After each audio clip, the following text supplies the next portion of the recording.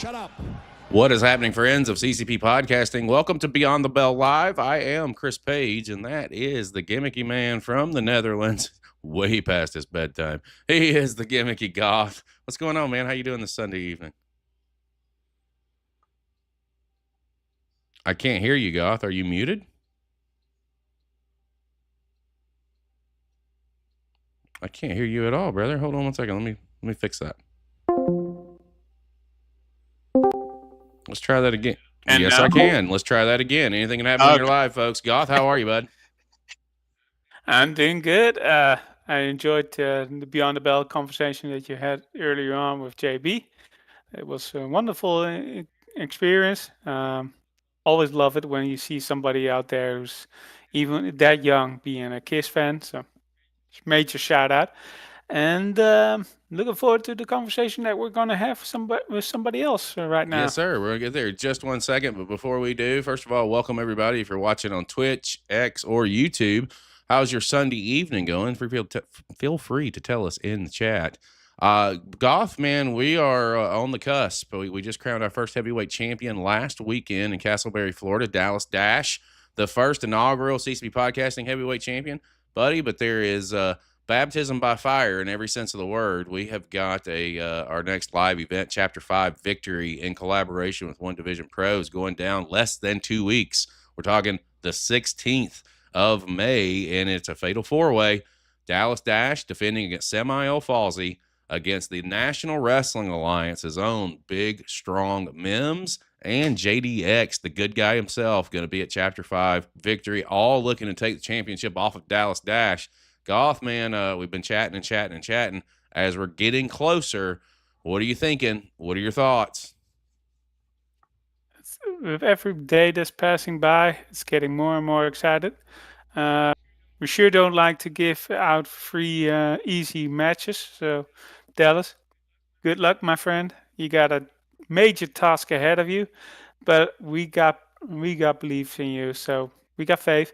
So I'm looking forward to it, and all the other matches that we have announced and will be announced, and all of that. So it's going to be exciting. It's going to be a great show. Your tickets, you can get them at ccppodcasting.com. Just go into the store page and click on Victory.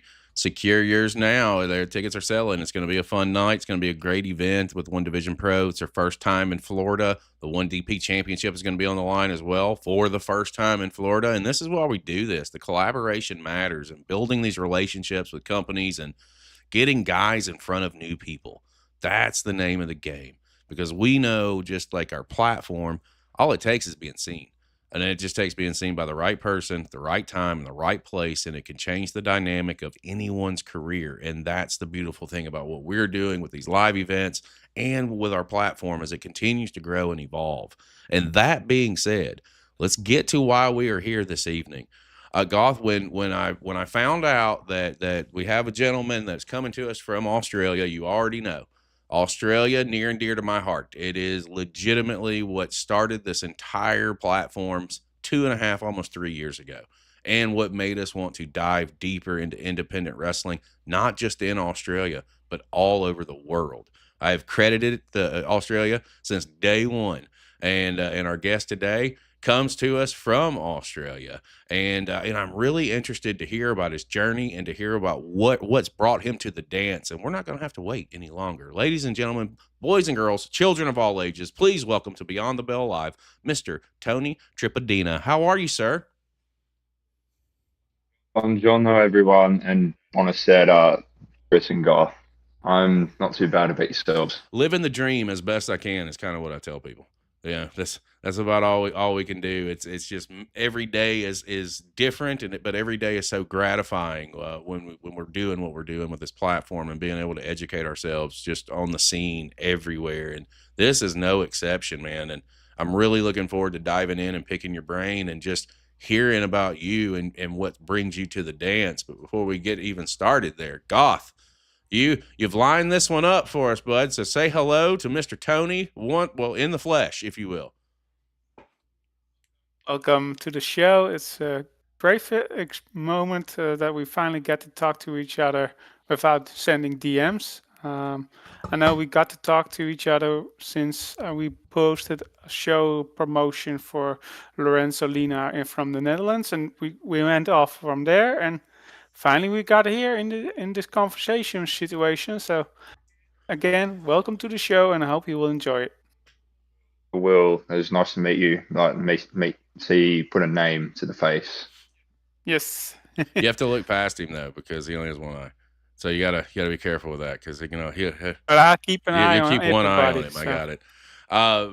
Mr. Tony, with these conversations, man, like I said, I look at them. For me, it's more about educating myself and learning more about you and learning more about what has brought you to where you are and what you're trying to get accomplished and what you want to get accomplished. But that all starts not when you lace a pair of boots. It starts with fandom. It starts with what drew you in, what made you look at professional wrestling, and where does it intersect with you?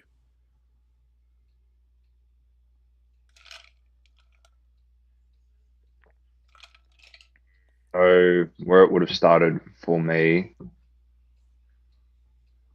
Dad would have been flicking through the telly like ages ago when the E was on live, free to air TV reruns.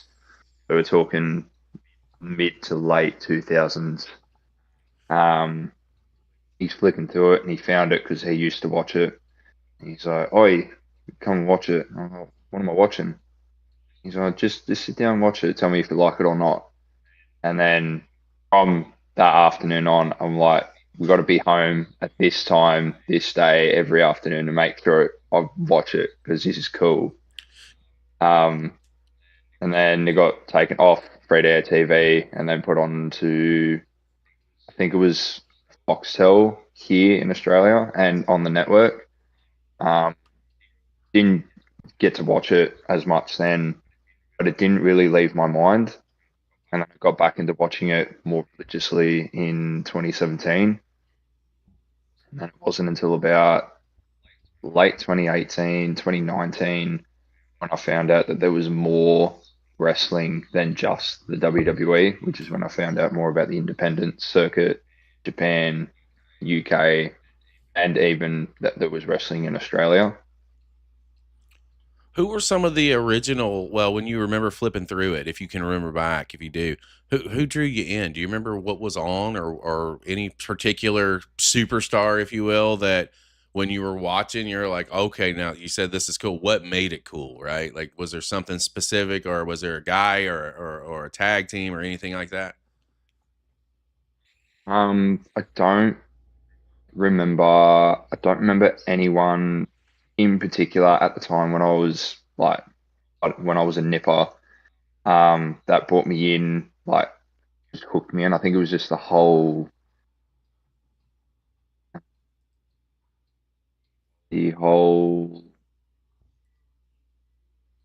Probably the whole aspect of it all, like the whole yeah, that's the word, the whole I mean, because like I get that. Like, yeah. it can just be like one thing. It could be the whole performance of it all, like the whole kit and caboodle. Sometimes that is what draws people in. Like, I know for me, I got drew in. I was a kid with my great grandmother waving a cane at the TV because Dusty Rhodes was getting beat up by Ric Flair. I couldn't tell you how old I was, and I couldn't tell you, what was going on. But I know that just seeing her waving her cane in the air and screaming at the TV was enough for me to be like, yeah, I need to get some of that. That's exactly what I want to do and how I want to do it too.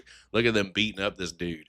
But it's a whole bigger picture. And at what point in time do you really start thinking about going from fandom to, discovering that there is wrestling in Australia, and oh shit, now I may be able to look into this and make something of this? When do you start going from fandom to, let me try this. Let's see what this looks like. Well, again, Dad found my local indie promotion, which is Newcastle Pro Wrestling here in Australia in New South Wales. He found that and got 3 tickets for me and my mates to go watch it. And I went and watched it. And then that night they advertised a tryout in a few weeks' time. And I was like, oh, there's wrestling like outside of the States. Like, there's wrestling here in Australia. This is something that I could actually like look at pursuing.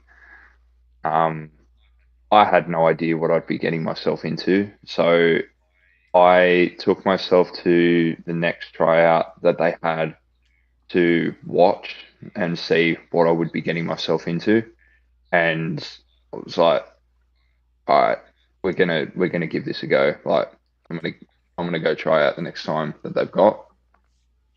Uh, Next tryout came along, tried out. Uh, Definitely one of the more harder afternoons that I've ever had to endure. Mm-hmm.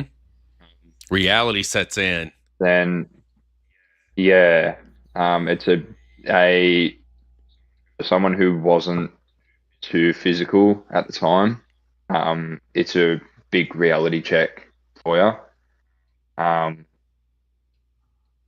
And I remember the exact the exact wording of the feedback from the tryout that I got, which was you were struggling with everything. You were struggling with everything that we gave you, but you didn't quit. You didn't give up, and that's why we're gonna let you in.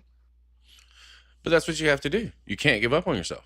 Like in any situation. Like I know for me, like going back to when I was 17, we're going back to like 1999 at this point. I fucking day one, I think I threw up like 9 times. Like we got in, we did like 1,000 burpees, and then we were running ropes for 45 minutes, and people dropped and they did not come back. So it's a whole nother level when you go from just, hey, this is cool to, okay, there's way more to this than what I initially thought. And sometimes it's just a mind-blowing thing. I remember when I took my first bump, I was like, I asked my trainer before anybody got there, I said, hey, this is day one. I was like, do you mind if can I go in and kind of just fall? He was like, yeah, go ahead. Don't do anything stupid. What did I do? Something fucking stupid. I did a whole running jump up and flat backed and almost knocked myself out. Like it was rough. And he goes, well, what did you learn? And I said, not to do that again. Like that's exactly what I learned off of that. It was just wild. And when that switch flips and you go to the different level of, all right, now I need to, I'm not going to be stupid here. Let me just figure this out. And because you only get one body, right? And you only get so many bumps in that body. But when you start breaking into Newcastle and you're getting into the training aspect of it, and you buckle down, you said, we're going to do this. What were some of their strengths and what were some of the weaknesses in the earlier days as you're honing in on stuff and you're starting to learn the craft of professional wrestling? The initial challenge straight off was the athleticism that I had to sort of pick up and teach myself in my own time. And once it all started clicking and becoming more muscle memory, then it was getting into okay, how can we integrate character work into everything that I'm doing now? Facts. I got you. Goth, let me come around to you. What you got on what you've heard so far? Well, it's interesting and what you're saying, and I always love to hear what people are mentioning, what they do like and what they don't like about the training, or what was the most difficult things for them to do. And you mentioning character work. I, from experience, we have been talking to Right City Wrestling for a lot of times, and one of the things that they always told us is that they got promo classes and building up characters.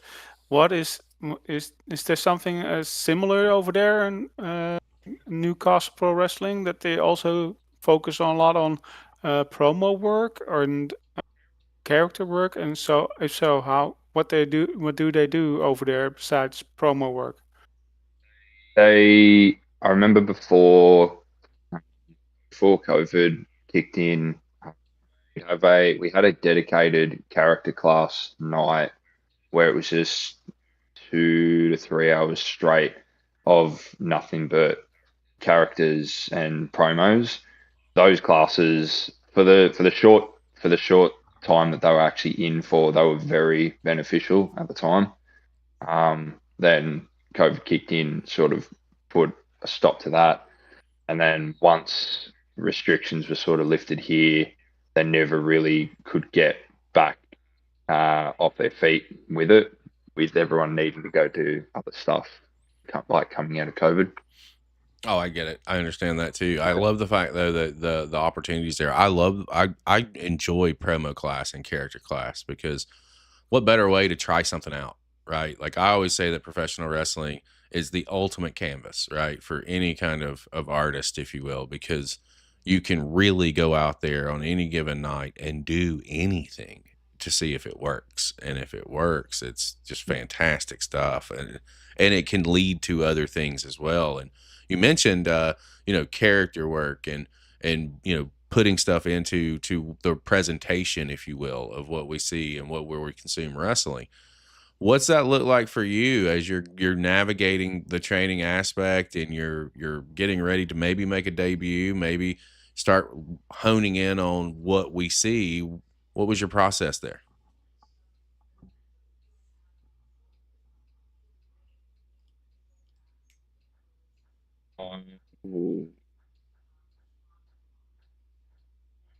More so, how how can Tony Tripodina, how can the Australian Italian, the Mafia Man, Tony Tripodina be presented that in a way that isn't going to make him blend in with the rest of the roster?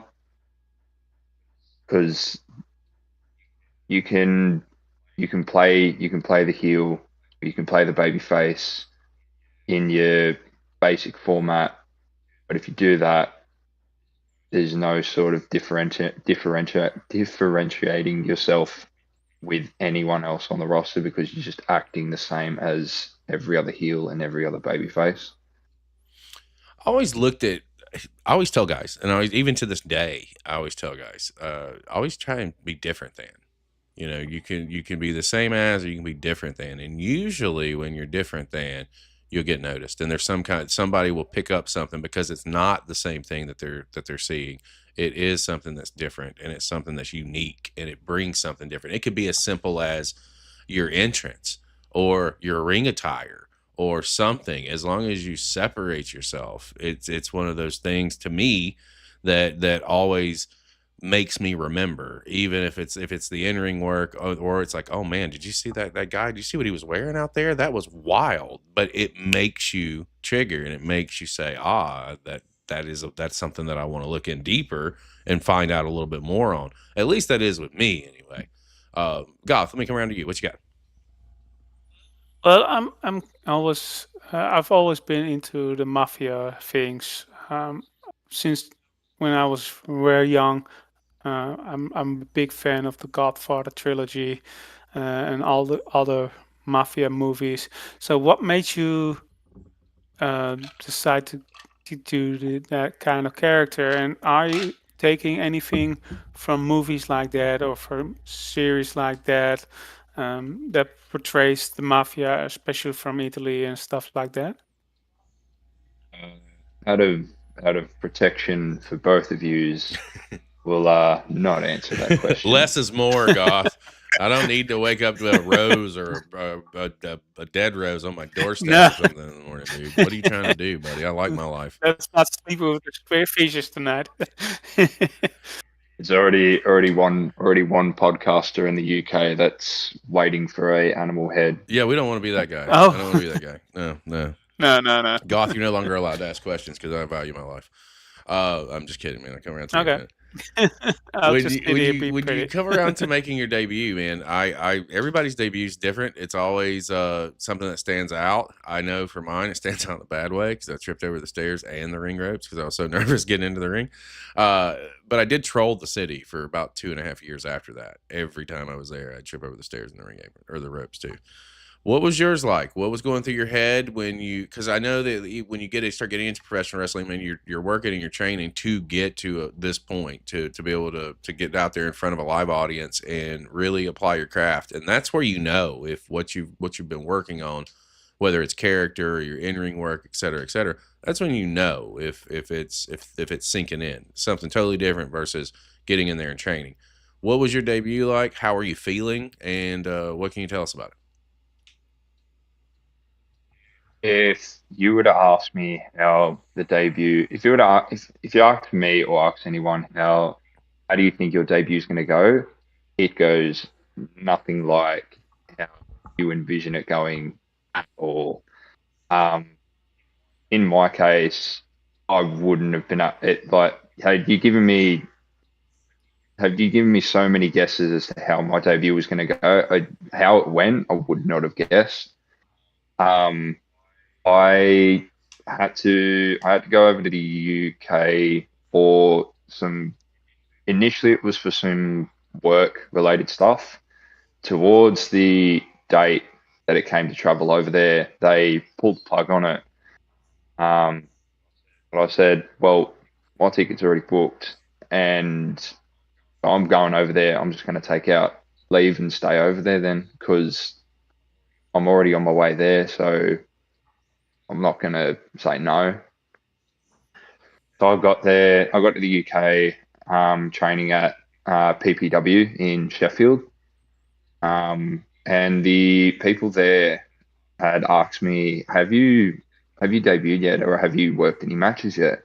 I've gone, no, why? And the look on their faces was a big tell for me because they were like, what do you mean?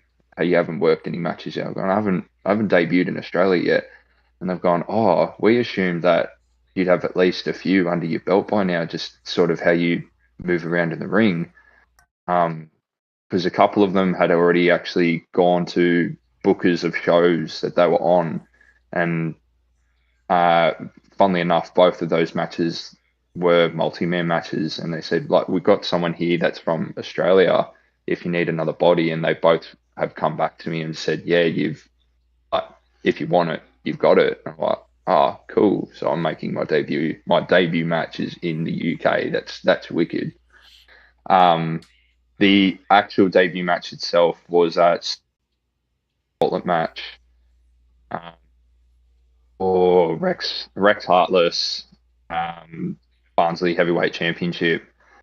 And I remember leading up all day, I was just like, all right, it's getting closer. It's getting closer, and you'd know yourself, Chris. Like your first few matches, you're like pacing up and down, like going, all right, yep, yep, and just getting yourself psyched up before your music hits.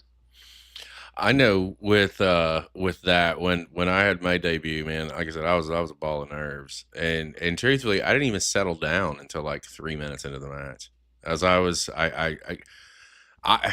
I grew up old school, right? So at the beginning of my career, I was a babyface, and I always wanted to be a heel, and I did that because the heels called the matches in my day. I don't know if that's still a thing. Usually it is, but I was always really good about reading the crowd, and uh, as I got to the ring and realized that I'm having to now listen to someone else, like that threw me off even more because I'm not accustomed. I wasn't accustomed to that, and it was just wild. Debuts are fun because that's the starting point. That is where like you can really start fine tuning your character. It's one thing, like I said, to do it in front of people that you're training with, coaches, et cetera, et cetera. Something totally different when some that live crowd that's paid to see you react to you in some form or fashion, because now you can fine tune what you feel like you need to work on so that you can further separate yourself from the pack. As you're progressing with Newcastle, I'm very interested to hear about this too. As you're growing and you're making these moves, what's the crowd been like with you, like within your journey? Because I saw the promo for the show that was this past weekend, and I loved it. It was you at a table. You had your coffee cup with you. You had this the annoying slurp when you drank your tea.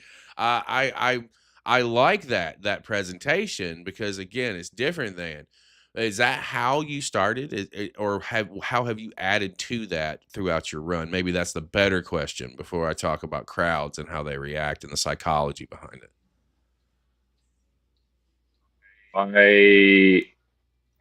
I I've got a catalog of ideas that are to be used in future. So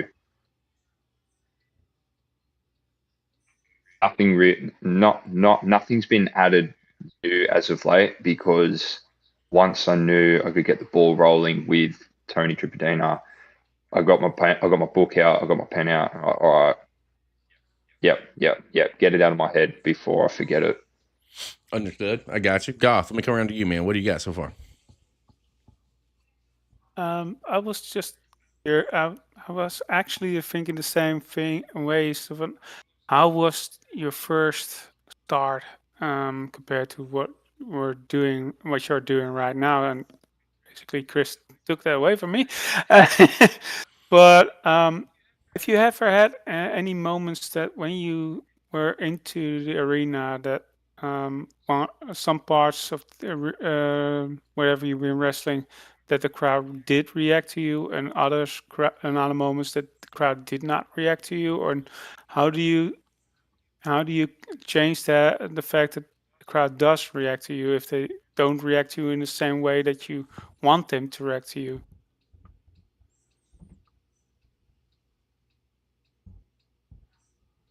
In the two matches I've had here in Australia, the crowd's been up. The crowd's been up every time I've gone out. So that I haven't run into any issues like that as of late or yet. And in the UK, I didn't run into an issue then either. There was one night, one match that I had at UKW with Dylan Dyer, where it was something ridiculous, like -5 to -10. Like you could see your breath if you go back and watch that date live showdown, you can see some of the wrestlers breathing in the ring. That's how cold it was. The crowd obviously sitting on their hands in their jackets and whatnot because it's cold. By the end of the match, people had their hands out of their pockets, like trying to clap on and get along with the match. That's awesome. Well, it boils down to psychology too. Being able to read the room, if you will, and being able to do that well. And that's kind of where I want to pivot to, because I feel like with Tony Tripodina, there's a real big piece of psychology that's into this, and how you present yourself and how you portray yourself. Well, let's talk a little bit about that. How important is the psychology aspect to the game for you?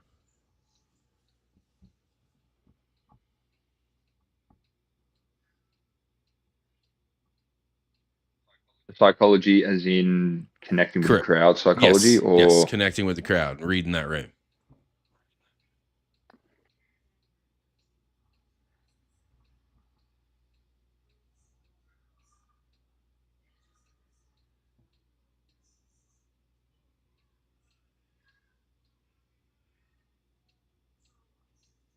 it's definitely an important part of any time I do go out there, because if something's working and it's resonating with the crowd, then I know I can keep going along with it. But if it's not, then I've got to pick up on it and go, all right, that's not working. Let's try and go around and do something else with it. My trope used to always be if the crowd wasn't with it, like I would pull the Candido chicken shit heel, and I would just like literally jump the guardrail or jump the rail and go through the rows of crowds, and when I had the babyface chase me, and eventually we'd get back into the ringside area, and I'd slip on that banana peel, and then we'd have them. That was always something I'd have in my little back pocket. It rarely didn't work, but I get it and I understand, because sometimes I mean I was just really good about pivoting on the fly and knowing if what we're doing is working or not. And thankfully, I learned from some of the best. I had about 2 weeks with the Rock and Roll Express, and that I learned so much at 19 from Ricky Morton and Robert Gibson that I carried it through until I got out of professional wrestling. And it was unreal. And he would tell me, Ricky Morton would tell me all the time, he'd be like, just stop, listen, slow down, because even when you think you're going slow, you're not. And it takes a minute to click, and it takes a minute to resonate. And I think that with the scene in Australia right now, it's like, I have such a tie to Australia because, again, I credit it for everything that we have right now as a platform. And this is from, starting at zero when we started this thing to being seen by 1 million plus people a month. That gets wild. I didn't ever expect this. And to see that the scene down there is picking up, I want to talk a little bit more about current stuff, because I always tell people to stop sleeping on Australia. Stop sleeping on the wrestling, stop sleeping on the scene, because like there's a lot of really cool shit going on down there right now, and has been for quite some time. For you guys to now kind of have that spotlight that's put on you at least twice a year. You guys get AEW at least once a year, you get the WWE at least once a year. That tells me that they see that they're sleeping on Australia as well. And with these shows come training camps. There comes opportunity for somebody in Australia to get picked up. And if someone gets picked up, I think Delta was the last one that I'm aware of. They got picked up out of Australia, but it puts that light on that company down there. So do you see any kind of shifts now that there are some major promotions that are coming to various parts of Australia? And what is that boom looking like for you? And do you think that we're on the cusp of maybe waking up the rest of the world who is not paying attention to what's going on down here? Oh, absolutely. Like for the past few years, like you pretty much hit the nail on the head. People have slept on Australian wrestling because I can only put it down to because we're just so far away from everyone. That's the only reason. That's the only thing I can put it down to. But once once the Australian stars started getting over in the States, that's when people are like, oh, where did they come from? Oh, there's wrestling in Australia. Oh, it goes from, oh, there's wrestling in Australia to, oh, there's wrestling in Australia, once they actually get into the nitty gritty of it and see what Queensland's got, what New South Wales has got, Victoria, Melbourne, WA. We've got it here. It's just no one's picked up on it until the past few months or so. The past couple of years. I think it's fantastic because now when I got buddies that are podcasters as well, and they're like, oh my God, you see the stuff that's going on in Australia? And I was like, yeah, where have you been the last, I don't know, 5 years? Because I've been watching it for 3, and I know that the boom started a couple of years before that. And I think it's just fantastic because I'm a firm believer that all it takes is somebody. Let's just say, like, I'm big on Ben Braxton. I think the world of Ben Braxton. I think he is a tremendous fucking specimen. I think he can do things in that ring that he should not be able to do for a dude that size. I think that he's the next up down there, and I don't see why there aren't people out there that are clamoring. And when I found out that he was obviously at some point in time, and he may still be the champion at your company, I like how do we get more light on what's going on other than just talking about it. Ben's one of those guys that I think has got a major upside to him. And also I think like Redshaw, you asked about Riot City. Redshaw was the first guy that said yes to even coming on a Beyond the Bell. He was instrumental in this series even being a thing because he was the first guy to say, yeah, I'll come talk to you. And that was 150 or 60 episodes ago. So with not only did Australia, is it responsible for us looking deeper 2.5 years ago because we came across Riot and it was fucking good. And I was like, what else is here? That led to all these other companies. I can't even think of all of them off the top of my head. But there's about 10 down there, 9 or 10 that we've been able to really just get in and watch, and you guys are crushing it. And it's about time the rest of the world wakes the fuck up and sees it because it's unreal. And the competition is unreal down there.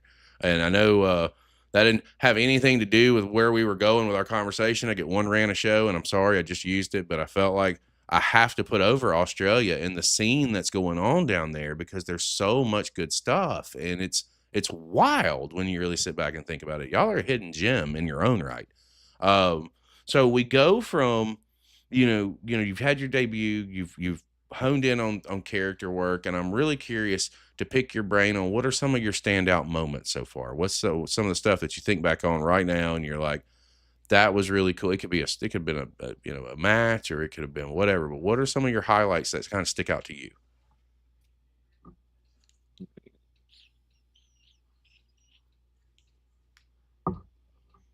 Highlights as of late.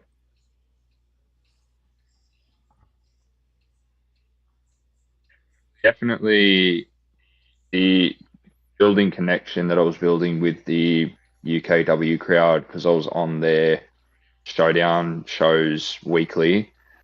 And the the debut in America for MPX in January. The crowd, I came out and the crowd pretty much got into it straight away, which was excellent.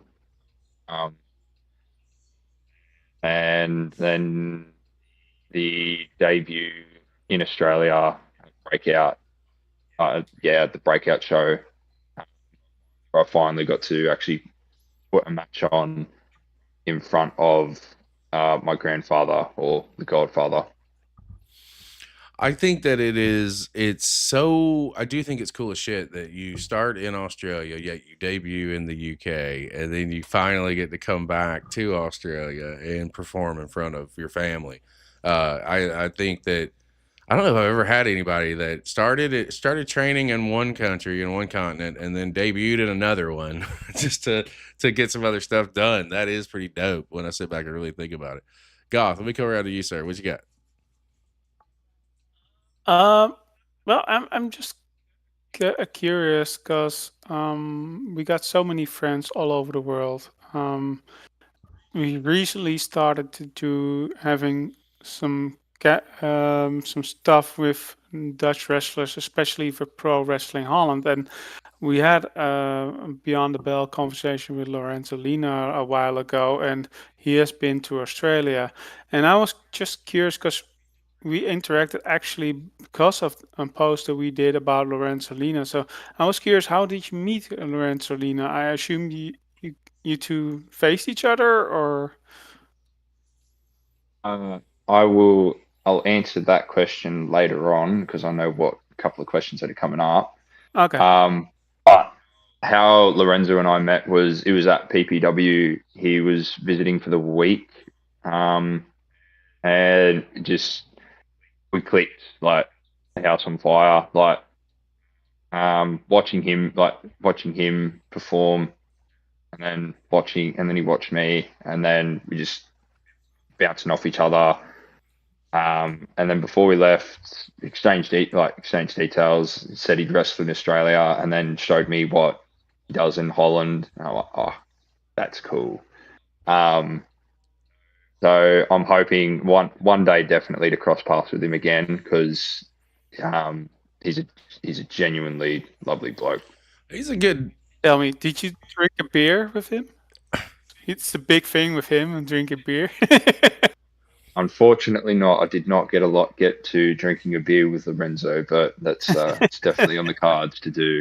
Lorenzo is a good dude. We had an opportunity to sit down and talk to him. Goth is obviously over in the Netherlands and is a part of our platform. Like, we have like 11 or 12 people that are just kind of all over the world that are helping, draw light onto the whole scene.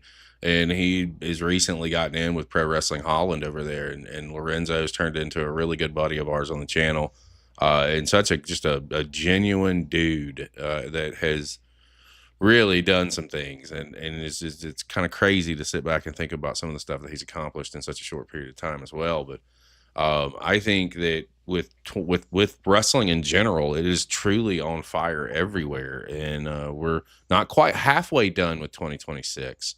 We're about almost to the midway point.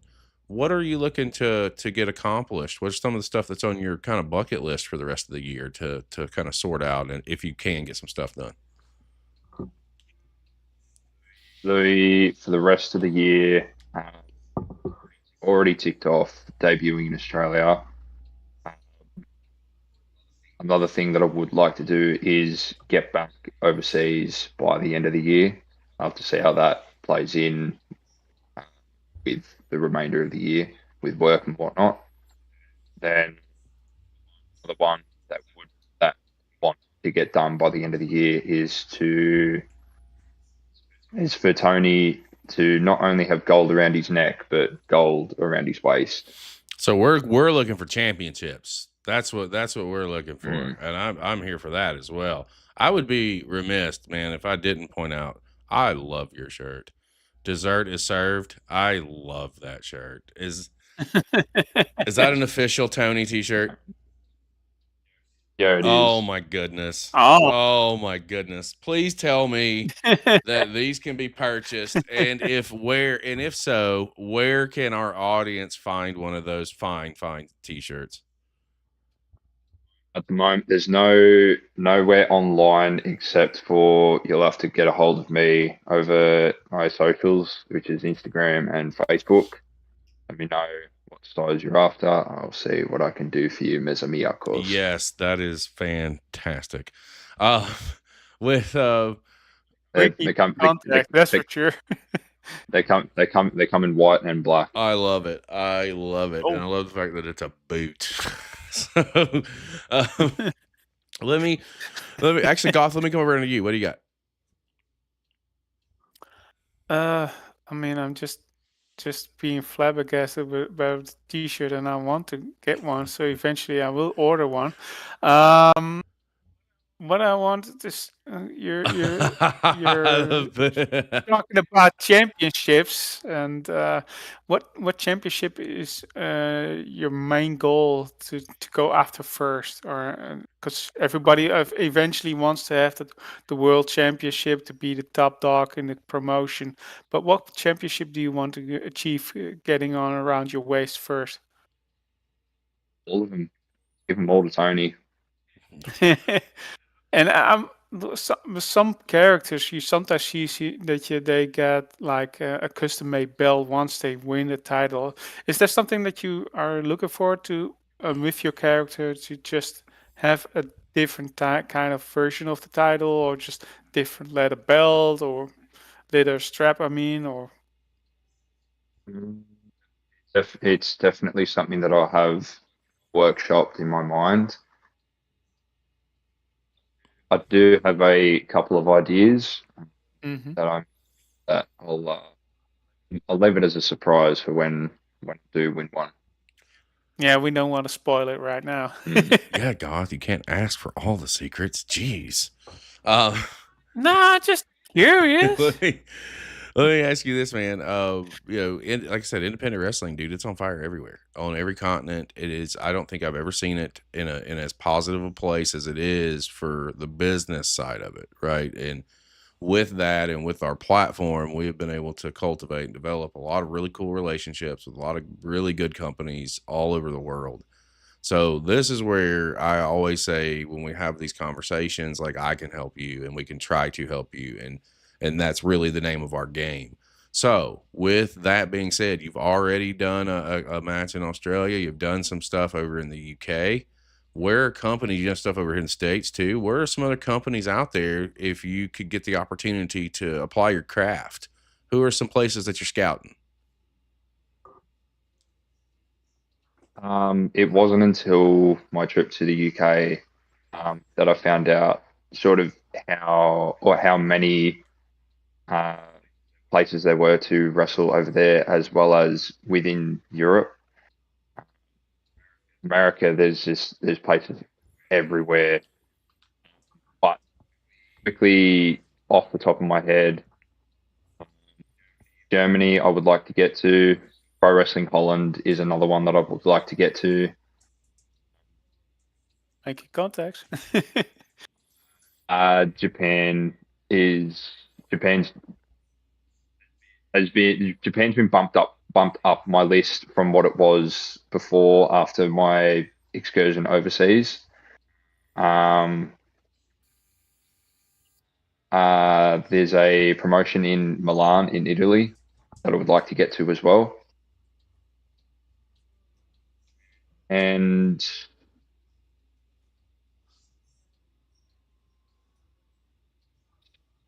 so many places in the States, but it'd probably take up the next good portion of this podcast if I tried listing them all off. The States We got all the is time. deep.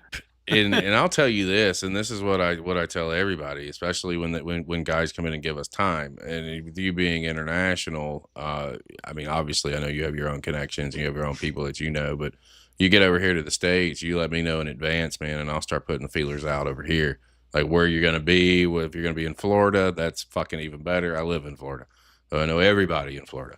But if you're going elsewhere, then we will put you in touch with people. And the same can be said as we continue to grow and develop relationships across the world. That's the name of the game, is to put you in front of people that you haven't been in front of, and for you to do what you do and entertain or put your boot in somebody's ass, whatever that looks like. It's the opportunity to succeed, really. And it's delusional optimism, but that's what we believe. We believe that if we work together, then we can build something and level the playing field where everybody has an opportunity to be seen, and ultimately that's what it boils down to. With some companies come opponents, and that's where I think we're gonna get a little interesting, because I think I know where you might be going with this. Who are some people out there that you want to get in the ring with and tangle with, if you could? Well, it's like get it out of the way right now. Lorenzo, that's one, definitely. Um,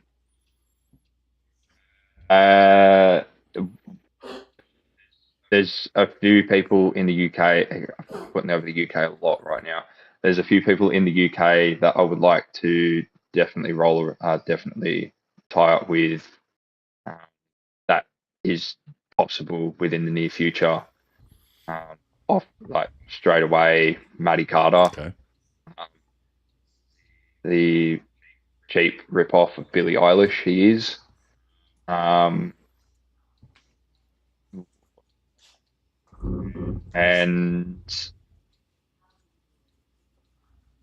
pretty much everyone that I got to train with while I was in the States, which was it may have only been the 3 schools that I went to while I was there, but it's still a long catalogue of people. That's like, that would be fun. I've got an idea for you. I've got ideas for them. Like, we could do something here for sure. What were the schools that you trained at when you came over to the States, if you don't mind me asking? In the States, it was Metroplex in Dallas, Reality of Wrestling in Houston, and then actually ended up going to Florida and training at Fighting Spirit Wrestling Academy, and ended up going to the Dungeon as well. Man, I wish I would have known when you were over here, dude. I wish we would have known each other back then. Excellent places that you named, by the way. Familiar. We've got friends in just about all of them. So I love the fact that even that's an option, because when you get that opportunity to come out here, it's almost like double fold, right? Like, you're learning for yourself, but when you go back to Australia or you go back to the UK, you have that opportunity to put that knowledge that you learned. You have that opportunity to disperse it as well, and it only enhances the games of anybody who listens and who takes the words and puts it into practice. And I think that is another facet, because education doesn't stop in professional wrestling. I love the fact that you are learning in the UK, you're learning in America, you're learning the styles in Australia. That's going to overall enhance your game so much, and is going to make you such a threat when you really get that breakout moment and can apply this thing.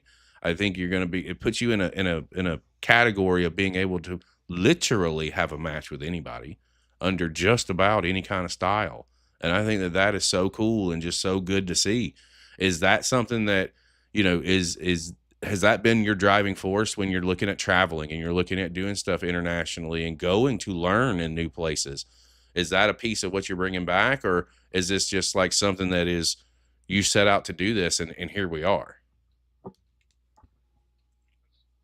just quickly on the people that I want to face in it, fate. Just some of the people that I want to face.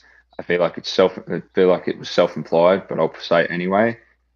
Everyone and anyone in Australia, because we've got some of the best wrestlers in the country that are being slept on right now.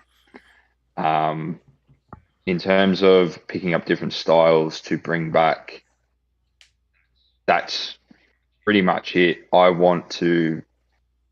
I find it more beneficial to know more than one style of wrestling, because then I can pretty much have a match with anyone. By knowing different styles, they go, "Do you know how to do this? Can you do that?" Going, "Yeah, I can do that," as opposed to, "Oh, no, I'm going to boot your head off." Sorry.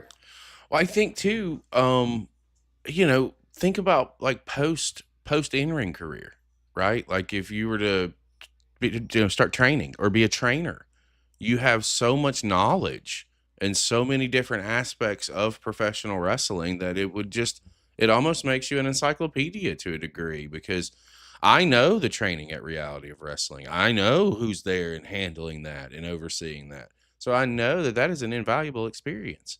And that's something that will stick with you, because they don't just get you ready to be a wrestler. They get you TV ready, which for those of you, if you're just casual fan, there's a big difference between professional or being a professional wrestler and being TV ready to be a professional wrestler. Like, it is totally different ball game. But you're picking that up now, and that is so, to me, is so cool, because you are going to set yourself up for the future as well, especially if you're able to continue to get out and learn different styles. Let's say, we're not saying but you're able to get to Pro Wrestling Hall, and that's a whole nother style of wrestling that you're going to be able to learn and be able to deal with and be able to adapt to. Like, it's fucking great. Sorry, I get two rants, and I guess I just used the second one on that. Let me ask you this last question that I've got for you. Then, Goth, if you've got anything else, we'll come around to you. And now, knowing as wide traveled as you are internationally, this is going to be like chef's kiss to me. Some people that we should be watching. Who are some guys or girls for that matter, that you either in the States over here that you've had an opportunity to get with and work with, over in the UK that you've been able to get an opportunity to work with, as well as in Australia? Who are some of these guys out there, girls out there, that we may not know and haven't seen yet that we probably should?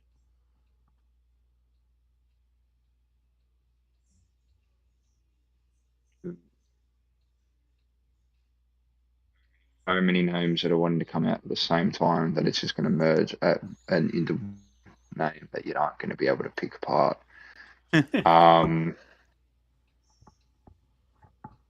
Straight away, one person, yeah, and he did.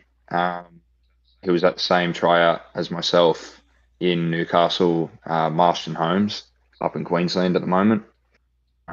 He's done really well for himself since having to move up there.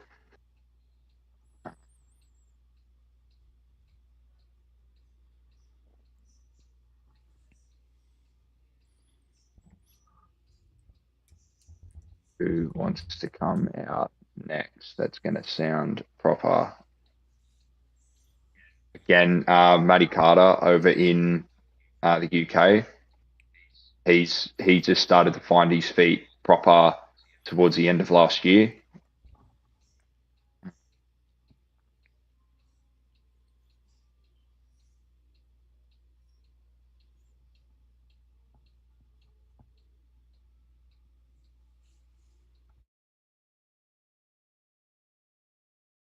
I've written these down. There's a lot of people out there, and I know that it's and you've been in so many different places. It's a difficult question to answer, and like what's so interesting to me and so cool to me is that, like, while you're just now really getting started in Australia, there are so many people down in Australia that, dude, I mean, you have a whole list of dream matches or possible dream matches or opponents or people that we should be watching as well. I need to get more checked in and honed in on your Fed. Because I think that's one of the few places that we haven't seen a whole lot from, but we will definitely go out of our way to see a lot more from, because I think that there are hidden gems everywhere. Truly, I do, and I think it's up to us to go out there and find them. And that's kind of where how our channel is we get to introduce people to new guys and new talents and new work every week on our programmings. And it's so great and gratifying to know that our audience will gravitate towards them and say, yeah, we do need to watch them. Yeah, we do need to support them. Yeah, we do need to make this stuff happen. Goth, let me come around to you. What you got? Well, I was curious because your character is an Italian Australian, and you have mentioned that you want to wrestle in Italy, like you mentioned a promotion in Milan. I know there are several promotions in Italy, like Italian Championship Wrestling, and one of the names that always come up to my mind is the Italian Dream. We have seen several matches before on different shows. Is that one of those names? I know he's been going on for a long time. I don't know if he's still wrestling, but is he still one of those names that you would like to see as a bucket list wrestler to come to face to face one day? Absolutely. That guy, Absolutely. he's a whole nother level. He blew my mind the first time I saw one of his matches too. I was like, what is it? Where's this guy been hiding? That's it's crazy. That's independent wrestling though. It truly is. Well, Tony, when we have these first conversations, man, they're really just surface scratchers for us. It's really kind of a way to introduce ourselves to you, have get you introduced to our platform, and then we build our relationship. We don't do anything short term on this side of the equation, and I truly do mean it. When you decide that you're going international again, let us know, because we will definitely either put you in touch with people that you're maybe not able to get in touch with that we can, or whatever we can do to help the case and help the cause, because you guys are the guys that are out there entertaining us, and ultimately this is all about you. We don't have anything if we don't have you guys. So it's truly been an honor and privilege just to sit down and get an hour with you today to learn a little bit more about you and your journey, and where you're going to be going, because I do think that you're setting yourself up for some really good success, especially with all this various trainings that you're going to and you're taking in internationally. It's really going to open up. I do think it's going to open up a lot of doors for you in the future. Before we sign things off, I always like to turn it over to the guest. Is there anything that you want to talk about? Is there anything that you want to plug? Anything outside of that snazzy T-shirt? Because that one is going to have to find its way to the States at some point. What's on your mind? What do you want to talk about? What do you want to plug? Ooh. I'll plug the socials. So Facebook, Tony Tripodina, Instagram, official Tony Trip Pro.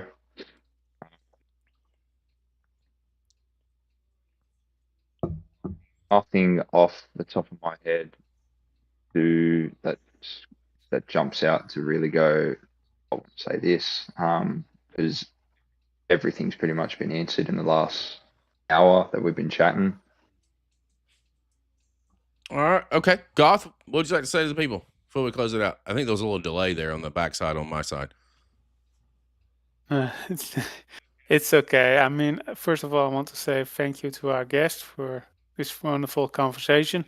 And I want to say thank you all for being here, whether it's on YouTube, Twitch, or X. I hope you all enjoyed this conversation that we had. And if you haven't seen this live, you will be able to see it on replay on YouTube eventually. So I want to say thank you all again, and I hope you see you soon for another program real soon in the coming days, weeks, and months. So stay tuned. Yeah, we're not going anywhere. We're on every day. But the easiest way, guys, that you can show your support is indeed by sharing, and subscribing. In Tony's case, it has been on the screen the entire show. Official Tony Trip Pro over on Instagram.